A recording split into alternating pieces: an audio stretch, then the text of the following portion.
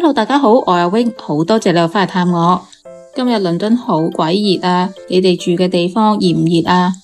又到咗6月超市好物推介，我呢盡量揾一啲產品呢係你哋平時行過未必會試嘅，亦都試咗一啲近排網上邊好多人談論嘅產品，睇我呢個月份食咗啲乜。So let's go。Waitrose 同埋 Tesco 呢都有呢隻 Cosmic Crisp 嘅蘋果。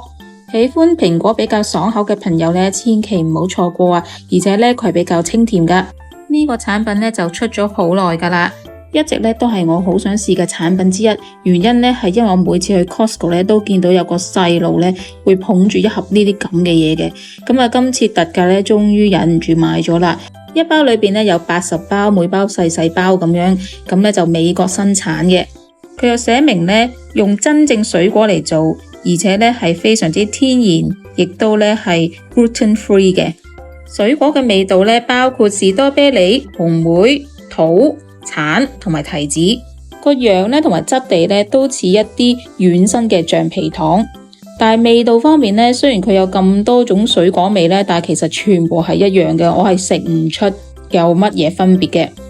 其實見到 gluten free 呢啲呢，都知道佢未必係真正嘅我哋認知嘅橡皮糖㗎啦，呢個呢，我覺得係比較膠質多啲嘅，咁所以係如果鍾意嗰啲有少少黐口嗰啲呢，咁呢個係幾好嘅。但係呢，我覺得即係其實而家80包裏邊又全部啲味係一樣呢，真係有排近咯。我覺得呢個真係有排捱啊！我而家日日逼自己食一包，咁希望呢80日之後我就清咗佢啦。呢啲呢，又係開心 share 系列之一啊！之後呢個呢就出遲咗啊，咁我唔知而家仲有冇得買嘅，不過呢錄咗就同大家繼續分享啦。寫住 Boba 我隻貓嘅名字啊，咁一定要試啦。係來自台灣啊，芒果波霸冰棒，一盒裏邊呢有12支，咁不過呢就都幾多 E-number 嘅，咁啊所以呢啲都係試一次就算噶啦。芒果成分呢得12%，咁所以呢就芒果味呢都係比較人造嘅，咁啊唔難食嘅。但亦都唔係話特別覺得好好食啦。咁裏邊特別之處呢，就係佢嗰啲波霸啦，咁嗰啲珍珠啊，咁其實我覺得呢係似大粒嘅西米啊，咁所以唔係太過煙韌嘅，對於我嚟講。咁啊覺得因為質地咁樣呢，就幾得意咁樣咯。咁但係真係冇乜特別，咁啊所以下次都唔會再買噶啦。之後呢，就試咗呢個 Kettle 出嘅蜜糖芥辣味薯片。Kettle 薯片呢，大家都好熟悉噶啦，咁啊，即係質地就唔使講啦，係一般 Kettle 薯片嘅質地啦，比較硬身同埋都係脆嘅。咁但係味道呢，呢個就幾好食嘅，因為呢，如果大家中意食 wasabi 薯片嘅呢，呢個係同佢真係差唔多味嘅，咁所以呢個唔錯。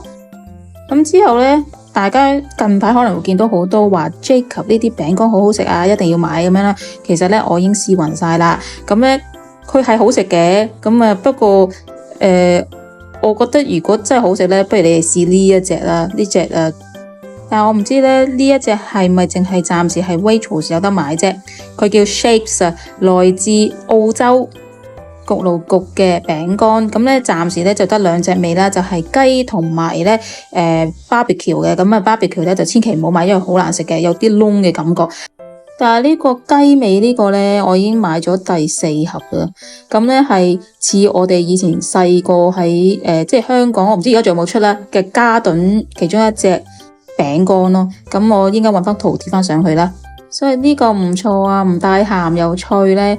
咁啊有啲細個嘅童年回憶啊。咁呢我就睇咗另外一個 YouTuber 嘅片呢，就介紹咗呢個 Chloe 嘅餅乾啦。咁我就即刻撲去買啦。咁呢就發覺呢，其實佢又出咗其他嘅產品啊，咁所以我一次過呢就試埋佢啦。咁首先呢，我係最推介嘅呢，反而係呢一個啊 Chloe's 嘅榛子朱古力條啦。但係呢，原來 Costco 賣嗰隻榛子朱古力條呢都係 Chloe's 嘅，只不過呢係唔同顏色嘅。Costco 嗰個呢係白色，但係呢個係紅色嘅。但係呢，我唔知點解呢，我覺得呢盒呢比 Costco 嗰盒冇咁甜嘅。個盒寫住呢係會即溶喺口嘅。咁而呢一盒呢，你有冇覺得佢真係好似濕潤過 Costco 嗰一隻啊？呢個呢，我係可以一路坐喺度咁食嘅。咁但 Costco 嗰個唔得嘅，我覺得嗰個好似好甜要停咁樣嘅。但係呢個咧，我係會繼續想消滅咗佢為止嘅。咁呢個咧係即係好致肥嘅一樣嘢嚟嘅。之後試嘅係佢嘅全牛油蝴蝶酥，盒上面咧寫明咧佢係好脆啦，有一層層嘅感覺咧，同埋加咗燒咗嘅糖。蝴蝶酥咧好多地方都買到啊，咁通常咧一般嘅 size 咧都好似半隻手掌咁大，咁但係呢個咧係得1/4手掌咁大嘅啫，咁所以佢係明顯咧比較細嘅，咁亦都咧係比較薄身嘅。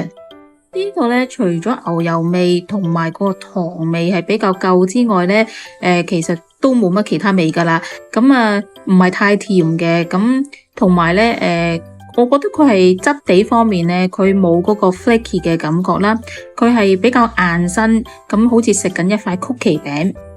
其他地方咧，通常食呢啲蝴蝶酥咧，會覺得有少少食空氣咁樣噶嘛，咁呢個都係冇嘅，呢個係比較實嘅。除咗呢個加咗焦糖，所以味道有啲燶燶地之外咧，對於我嚟講咧，其實我覺得呢個麻麻地嘅，因為始終嗰個質地太硬啦，咁我呢啲阿婆咧就唔係太啱食嘅，我覺得。